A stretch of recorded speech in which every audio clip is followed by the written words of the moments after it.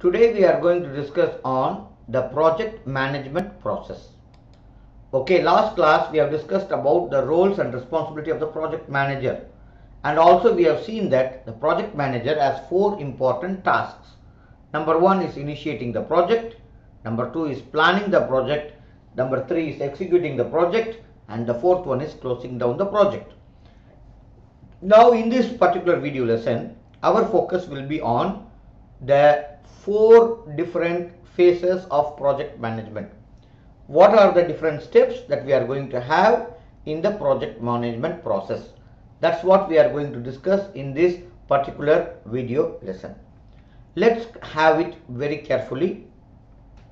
Number one, initiating the project. There are 6 important milestones, or I can say important steps, that is there in the first task of the project management.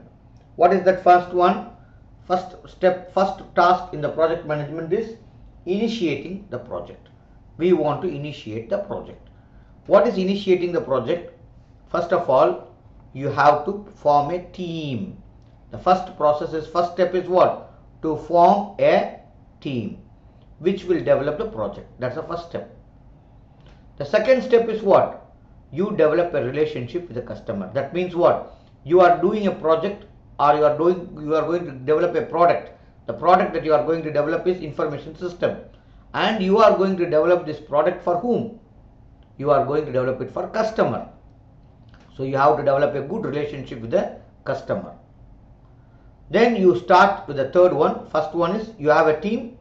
Then you start a relationship with the customer. Not only you, your team has a good relationship with the customer. Then the third one is what? You start the initiation plan. You start the plan. Okay, what is the plan? How you are going to go about? How many months? What are the tasks that you are going to do? And how you are going to accomplish with the delivery of your product. Establish the management procedures. Okay, you will explain the management procedures. Establish the management procedures, and then you will actually go for project management environment and workbook.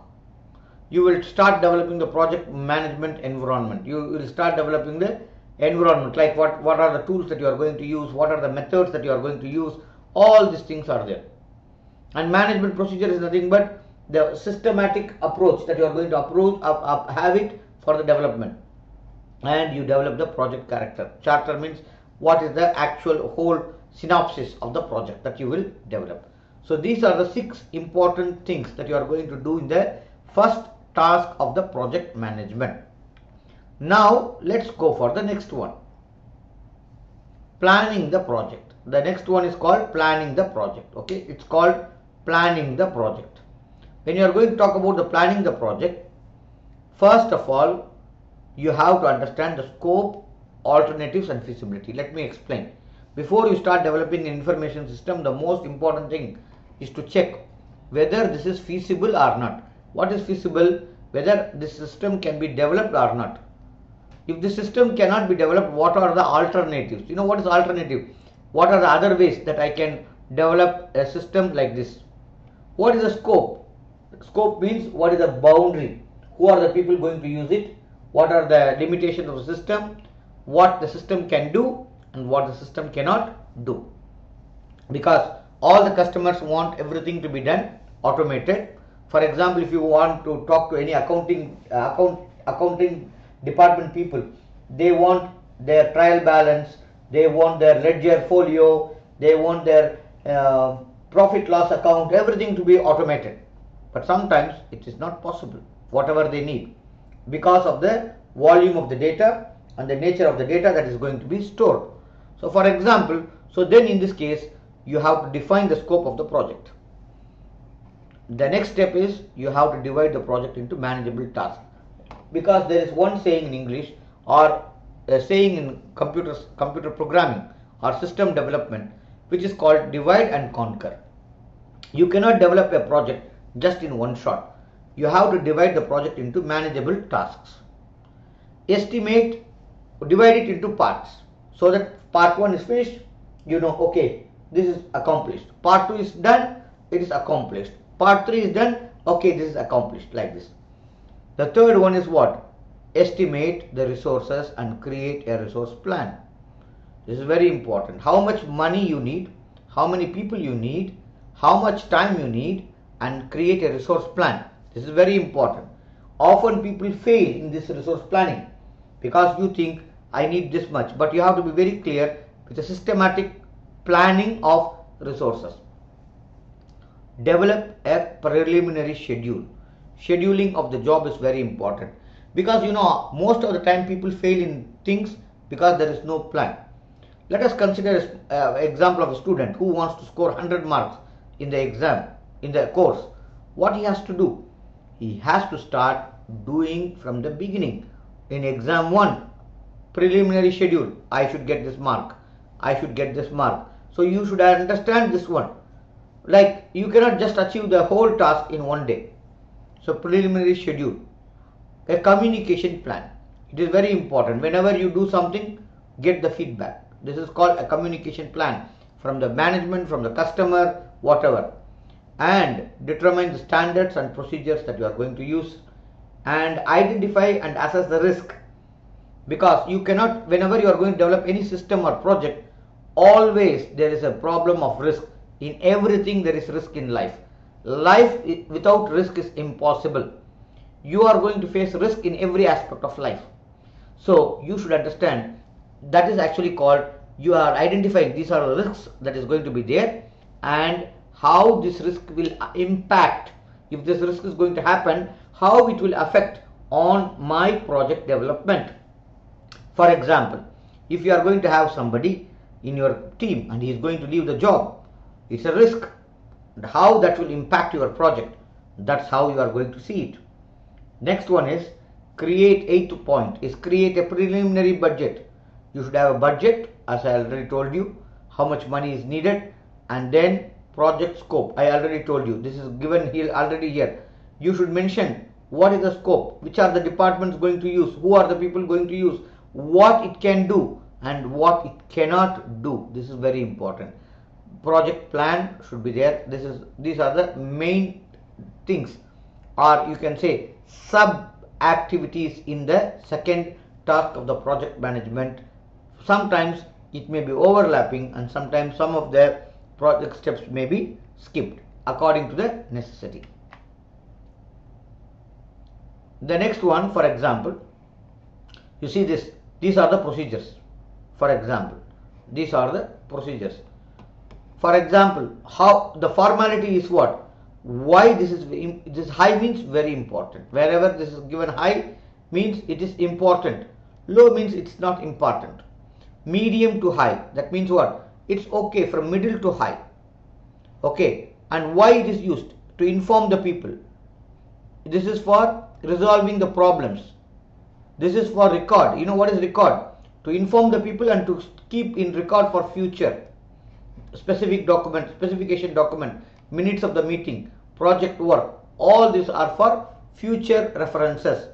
Maybe after 2-3 years you want to know what happened in the system development, in the system that is developed, then you should have all these things. So which is high, you should have it. High, high, high. Low means okay, it is expected to have, but it is not compulsory. It is desirable.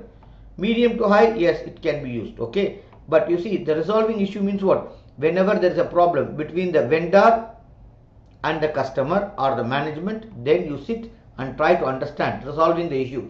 This is very, very important. If you are not going to do that one, the product that is going to be developed is not going to be useful for the company, and the company will feel that they made a wrong investment and the money is not invested wisely. So this you have to take into consideration. Now executing the project. This is the next one.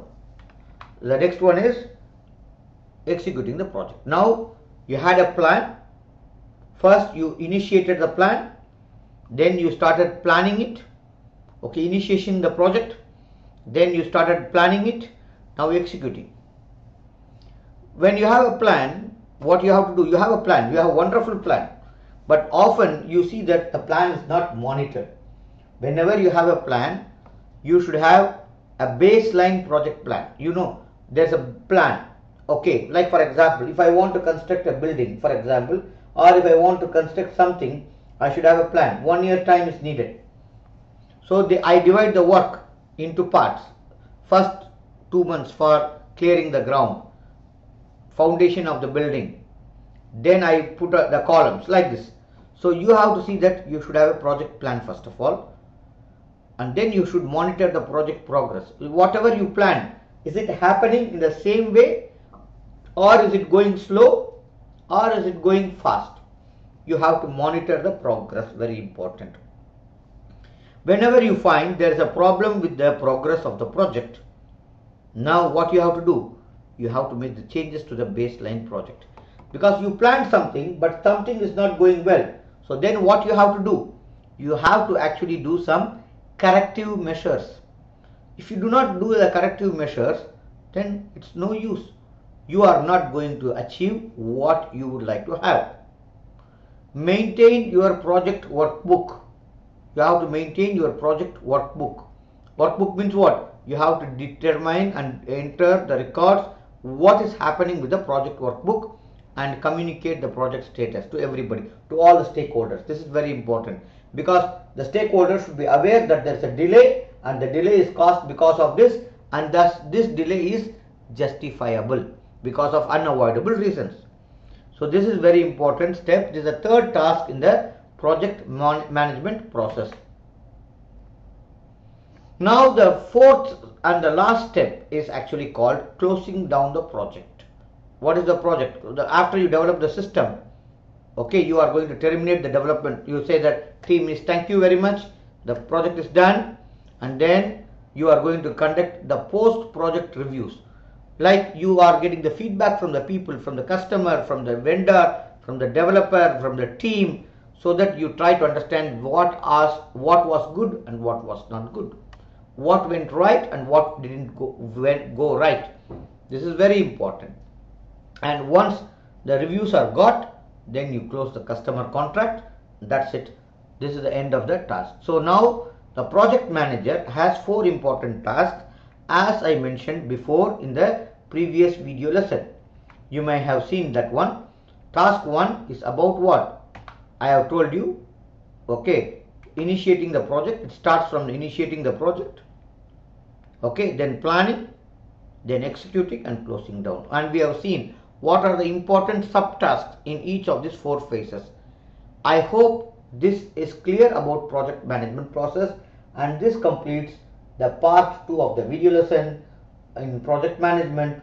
Let's continue our discussion as video 3 lesson shortly. Thank you.